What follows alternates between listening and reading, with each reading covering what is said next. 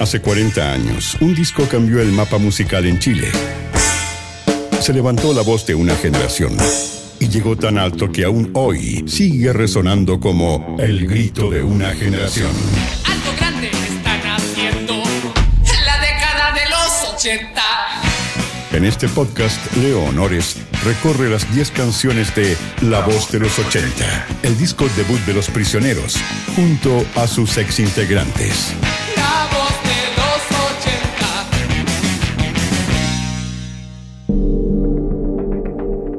¿Cómo una canción se convierte en un himno? ¿Cómo un disco puede marcar a una generación? ¿O a un país? ¿Una época? ¿Qué hace que La Voz de los 80 sea un pilar de la música chilena y latinoamericana?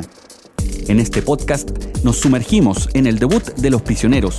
Conversamos con ex integrantes de la banda. Consultamos material de archivo para descubrir la inspiración de sus composiciones. También estuvimos con quien grabó este primer disco, con quienes los han investigado por años.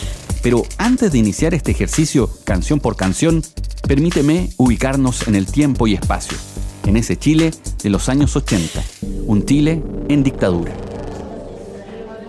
En ese escenario a ratos gris, lleno de aburrimiento, el compartir en la sala de clases en el Liceo 6 de San Miguel, la afinidad por Kiss, por The Beatles, la necesidad de romper el estancamiento, como cantarían después, fueron el origen de los pseudopillos. Ahí vienen los pseudopillos, los pseudopillos. Un primer acercamiento al formato de banda. Después, la historia tomaría un camino descollante. Surgirían las primeras canciones que serían éxitos de multitudes. ¿Cómo fueron esos ensayos? Así lo recuerda Claudio Narea, guitarrista de Los Prisioneros. Solamente me acuerdo momentos que eran guitarra acústica y maletín saxo line, y luego ya teníamos una guitarra eléctrica que la conectamos en una radio grabadora, y Miguel tenía una batería. O sea, era un poco raro esto de ensayar así con tan pocas condiciones técnicas, digamos, pero lo hacíamos. Los hippies y los punks tuvieron la ocasión de romper el estancamiento. Por ese entonces comenzaron a nacer algunas canciones que luego revisaremos. Primero fueron los pseudopillos, luego vinieron los vinchucas. Era un guiño a The Beatles. Así que este escarabajo ponzoñoso chileno era un acercamiento hacia la identidad que buscaban, y que serían luego bajo el nombre de Los Prisioneros. Quedaba camino por andar. Y esto es literal dentro de la rutina de los sanmiguelinos por ese entonces. Y es interesante porque se describe algo cotidiano. Había que moverse, trasladarse, poner esfuerzo en el asunto, ir de un lado al otro, con los instrumentos al hombro. Caminamos por la calle negra con nuestros chaquetones negros. Nos íbamos caminando hartas cuadras, digamos, a pleno sol, con una guitarra acústica primero, y Miguel no sé qué llevaba, no tenía batería, o sea, llevaba sus baquetas nomás, me imagino. Nos íbamos caminando a ensayar, y ya el año 82, en algún momento, mitad de año yo creo que fue, aparece la batería, aparece una guitarra eléctrica luego, y también Álvaro Beltrán se suma a la banda. Entonces ensayábamos, y los tres íbamos caminando a los ensayos a la casa de Jorge. La gente estúpida sobra, que pesca una chiquilla, nadando en alcohol y tabaco, alegría de vivir, dice. No hay que perder de vista que estamos en los años 80. La dictadura de Pinochet lleva una década. Narea, Tapia y González son jóvenes hijos de familias de clase trabajadora, en un país en donde la crisis económica campeaba. El desempleo, la inflación, permeaban todo. Por lo mismo, existía una necesidad latente de decir las cosas que nadie decía. Algo grande están haciendo. Esta frase fue premonitoria de lo que vendría. Pero, ¿cómo nacieron las canciones que componen este primer álbum? Este es Alejandro Tapia, autor del libro Ya viene la fuerza. Acá tenemos un punto interesante porque estamos ante una característica que marcaría el proceso posterior, el método de trabajo de Jorge González, su metodicidad. La mayoría de las canciones Jorge las compuso al piano. Por ejemplo, La Voz de los 80, la canción, Jorge la hizo en el piano. Latinoamérica es un pueblo al sur de Estados Unidos.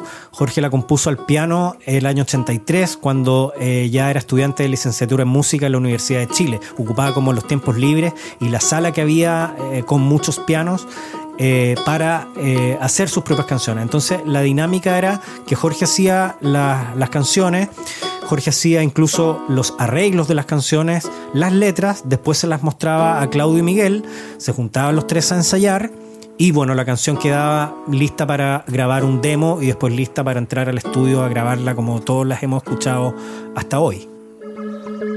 Sigamos avanzando. Canciones como ¿Quién mató a Marilyn?, La Voz de los 80, Brigada de Negro, ya habían nacido. Se habían ensayado en la casa de Jorge. Se grabaron rudimentariamente con un radiocassette. Luego se hicieron los primeros demos en un estudio improvisado en el segundo piso de la disquería Fusión. Al tiempo después, pero no mucho, unos meses nada más, González, Narea y Tapia llegaron al estudio para grabar lo que sería su primer disco. Este demo inicial sería la génesis de La Voz de los 80. Se grabó en una jornada y un estudiante en práctica fue quien tuvo la misión de hacer el registro. Francisco Straub era el ingeniero a cargo que dejó la consola a manos de su aprendiz por una situación del azar laboral. Yo en ese tiempo le hacía sonido a la agrupación Beethoven y había un evento, ese día un concierto en el Teatro Oriente. Entonces yo seteé toda la batería, toda la cosa para que quedara sonando y se quedó un alumno en práctica que después fue asistente mío que se llama Alejandro Stuck. Y él se quedó grabando mientras yo iba al Teatro Oriente y después yo volví a cerrar la cosa y lo mezclamos el otro día en la mañana. Se grabaron todos los demos en un día y al otro día en la mañana se mezcló todo. Eran demos. Algunos de esos demos no quedaron en el disco, como Mi profesor se está volviendo loco, que después lo pusieron en una compilación como a principios de los 2000. Y nada, pues ahí yo como que me encontré con el Jorge y con las canciones. Cosas que me llamaron la atención de ellos era que, y eso fue una constante durante durante la grabación de los demos y después del disco, era como lo concentrado y lo enfocados que estaban hacia esto que querían hacer. No había cohete, no había chela, no había nada de eso, ¿cachai? Ellos estaban así para hacer esta cuestión y hacerla bien y hacerla corta. Y en el caso de los demos estaban ensayados, no tan ensayados. Cuando llegaron a grabar el disco estaban ensayadísimos, estaba todo preparado así al callo. Ese paso de los demos a la grabación final fueron unos meses nada más. En ese periodo, Carlos Fonseca, quien era el manager de Los Prisioneros, les compró instrumentos. Entre estos, una batería que en cierto modo jubiló a La Roja de segunda mano con la que iniciaron todo. Con estos nuevos equipos fueron a grabar lo que sería su primer disco. Jorge González recuerda de ese momento un importante gesto que tuvo Francisco Straub, el ingeniero que grabó La Voz de los 80. Y lo otro que también es muy lindo es que nosotros llegamos ni siquiera con guitarra, o sea, usamos los instrumentos que Pancho tenía ahí en el estudio, que él nos cedió caballerosamente, que eran instrumentos buenos. No teníamos una batería como para grabar un estudio bien. Y el colega nos prestó toda esa weá, nos prestó todo eso y nos trató con un respeto increíble. Porque podría haber sido que llegáramos y que nos hubieran mirado para abajo, ¿cachai? ¿Quiénes son estos? Pero no, eso no pasa en la música. Es muy raro que pase eso. Esta generosidad que recuerda González tenía una explicación. La batería con la que llegaron a grabar estaba completamente nueva. Los parches de los tambores, igual. No estaban aún asentados, no tenían una tensión uniforme. Algo que solo se logra con el tiempo, con el uso. Pancho Straub lo recuerda como si hubiera sido ayer. El primer día que grabamos con Los Prisioneros, bueno, yo pasé como más de 2 horas tratando de afinar esa batería para que sonara. Y al final, quedó más o menos nomás. Yo soy bueno para afinar batería, pero la batería no estaba para eso y los parches eran japoneses, ¿cachai? Entonces no eran los parches que tenían que ser, ¿cachai? Como que un parche recién puesto nunca es bueno para grabar. Pero en este caso además los parches eran más o menos y la batería no era muy buena. Y me acuerdo que al otro día, después del primer día que habíamos grabado, y caché, no, vamos a tener que grabar de nuevo esto con la batería del estudio. Yo tenía una batería que que no era una batería de marca y todo, pero estaba con los parches que tenían que ser y estaba guachadita, así afinada, la pata, el bombo sonaba increíble, todo sonaba increíble esa batería. Entonces, claro, el primer día perdimos el tiempo a propósito de esa batería y el otro día les dije, no, esta batería no, grabemos con la batería del estudio que está guachadita para grabar. Y esa fue la batería que se usó. Resuelto ese primer día, estaba la lista de canciones, estas 10 composiciones que serían su carta de presentación. Algunas de estas debutaron con la banda en su primer show bajo el nombre de Los Prisioneros. Habían tenido ya su bautizo en el escenario y ahora lo recibían en un estudio. Pero quedaba pendiente un tema por resolver. Lograr que el público lo escuchara, que conociera el disco. Y dicho sea de paso, no era un disco, sino que un cassette, una cinta. Solo 1000 copias habían. Este es Miguel Tapia, baterista de Los Prisioneros. Lo que pasa es que el primer cassette salió bajo un sello que tuvo que nacer, producto de esta grabación. O sea, hicimos una grabación y necesitábamos tener un sello. Y ese sello fue Fusión, que en aquella época era una disquería que estaba en Providencia, en el Drugstore de Providencia estaba Fusión, una disquería. Y esa disquería tenía un empleado, y fue el empleado de esa disquería fue el personaje en el fondo que viajó de Arica a Puerto Montt, llevando este disco, como te digo, a la discoteca y a la radio.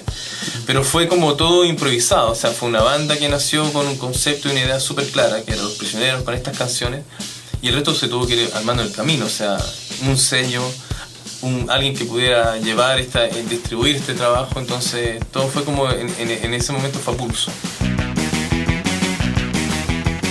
Desde este momento nos sumergimos en la voz de los 80, a 40 años del disco debut de Los Prisioneros. Soy Leo Honores y te invito a este viaje sonoro por uno de los imprescindibles de la música chilena.